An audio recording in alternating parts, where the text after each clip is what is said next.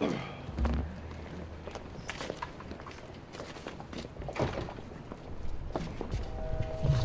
thank you for coming.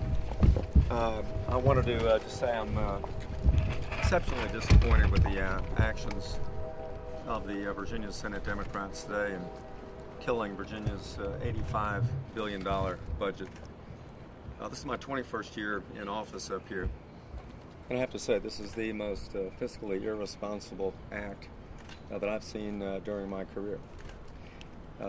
For 90 days, we have worked up here to try to get a budget done. It is the one bill that must pass every year in the legislature to appropriate the tax revenues for the Commonwealth.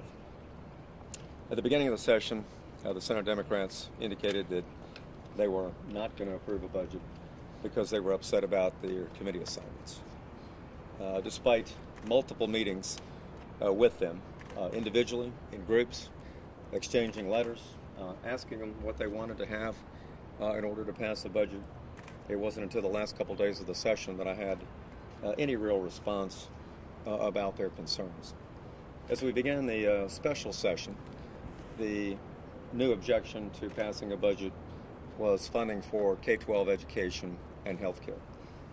Through multiple meetings with our staff and with the Senate Republicans and others, the legislators came to a compromise through the conference committee process, providing about $170 million to address those concerns that were raised by the Senate Democrats in health care and K-12 funding.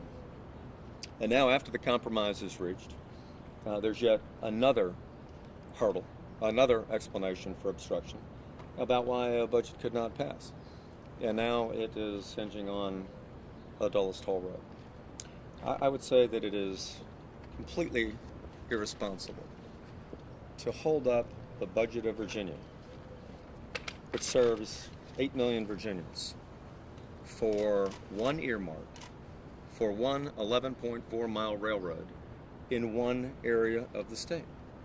The budget is inherently a tapestry of compromises that legislators get together from every region of the state and find ways to allocate this clear $85 billion that the citizens provide. There are a series of trade-offs, a series of compromises. I made my proposals back in December. Largely in the conference report, the priorities that I laid out for VRS and K-12 and higher ed and veterans and other things were generally embraced by the legislature. But to get to this point, some 95 to 100 days after the commencement of the session, and still have no budget, and have it all because of one project in one area of the state, it's simply not responsible. Imagine if every legislator adopted that view of the world, where they were not going to vote for a budget if one project that was important to their district was not included. You never have a budget. But yet that's the philosophy that's been adopted today. Yesterday, after some good work done by Secretary Connaughton, we announced a project for toll abatement that we will recommend to the Commonwealth Transportation Board tomorrow. We were able to get that relief because of the good bond rates that the private sector company got with the BBB rating that it got on its bonds, which drove down the cost of borrowing, drove down the cost of the project, and we were able to save $85 million. That recommendation now is to put that money back in to toll abatement in Hampton Roads.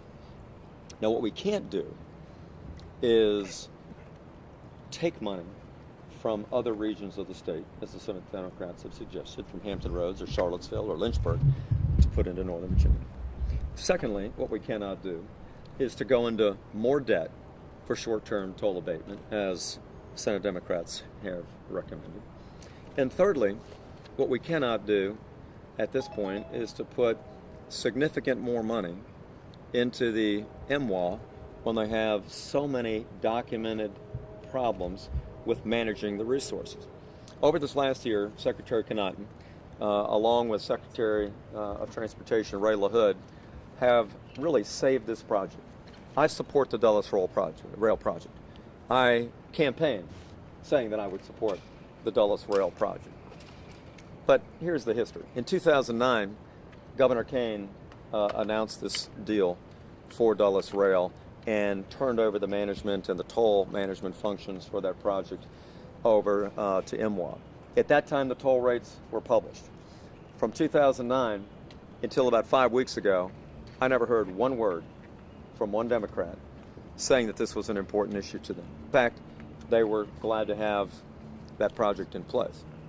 Now, over the last year, because of Secretary Connaughton and Secretary LaHood working together and bringing Loudon and Prince William and all the partners to the table, we have literally been able to keep that project on track. It was $1 billion over what it should have cost. From $3.8 billion, we reduced it to $2.8 billion. We agreed to put $150 million into the project. And it was only because of that work and the execution of a memorandum that Secretary Connaughton has been responsible for putting together that project is still on track. Otherwise, it would have gone by the wayside potentially within this last year. So we support that project. Now, what we cannot do, though, at this time, is when we have a group, MWA, that is controlled by the federal government, Maryland, and D.C., who have the majority of the votes on there, who have approved $1 billion in excess spending, who have approved a $400 million underground tunnel that was not needed, that continue to stonewall us in seating Virginia's rightful new members in a bill signed by President Obama in November, who continue to pursue a contract that will create a preference by labor unions, which will increase the cost of the project, that are currently the subject of a federal Inspector General's report that we expect to get next month. We cannot, in good faith, put more money into that project. Secondly, there's really no more money to put into that project. We cannot borrow, we cannot steal from other regions of the state, and so we are managing those resources the very best that we can. So on the broader picture, I would say that this is a historically disappointing day for our Commonwealth. The legislators, through the give and take process, through the special session, have found a way to compromise, have found a way to put money into more health care and K-12 education and a variety of things that the Senate Democrats have said that they wanted. And yet to still hold the budget hostage for an 11-mile railway at the very last minute is just not responsible. So I would like the Senate Democrats to have to answer to the teachers in Richmond and the sheriffs in Chesterfield County and the mental health workers in Fairfax and all the other citizens that depend on state government resources, why they have decided to vote against this budget. It is the largest amount of funding in the history of the Commonwealth because of the job creation that we've been able to facilitate the last couple of years, because of the economic development of the Commonwealth, our unemployment rate being down to 5%, the fiscal stewardship we've exhibited, which has created $1 billion in surpluses. Virginia's in far better shape than most states. That's why we've been able to allocate $85 billion this year. And yet, even with all that money out there to do some historically great things for our state, reducing the pressure on college tuition, the most significant retirement system relief in history of Virginia, getting us a great credit rating yesterday from our bond rating agencies. All that is now in jeopardy. I cannot spend money. I cannot commit money that we don't have. And if the General Assembly doesn't approve a budget, then I cannot make commitments that will transfer into fiscal year 2013, which means everything from teacher funding to current VDOT projects are going to have to be slowed or potentially postponed without this passage today. So I am very disappointed with this action. I consider it yet another partisan step. First it was committee assignments, then it was health and education. Today it's tolls. This is the third time there's been some reason why the Senate Democrats cannot pass a budget. Unfortunately, they're becoming very much like the Senate Democrats in the United States Senate, who now for 3 years in a row, for over 1,000 days, refuse to pass a budget, even President Obama's budget that he introduced. They continue to go on CRs and gimmicks in order to make government run, and yet now, disappointingly, Mr. Jefferson's capital has now seen that same type of leadership. So I'd say it's time to lead. We cannot have the Virginia legislature function as a super Commonwealth Transportation Board. We trust our local leaders at the Metropolitan Planning Organization, at the Commonwealth Transportation Board. They set the priorities. They tell us what's important. No.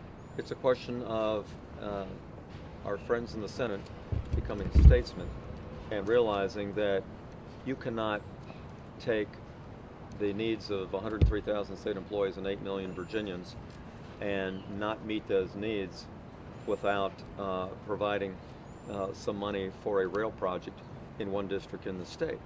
I'd say that's irresponsible. I think there are... Hey, if the governor calls, we'll talk, but we're not going to go over there and talk to him. No, I've plan to call him? No, I've spoken to Senator Saslaw at length today. I spoke to Senator McEachin at length, Senator Colgan.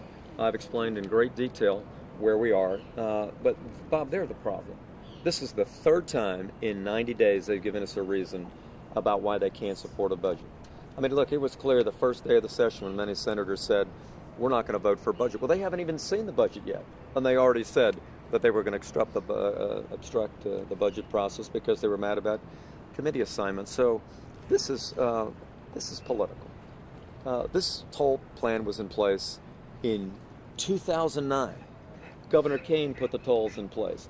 He signed the deal with MWA.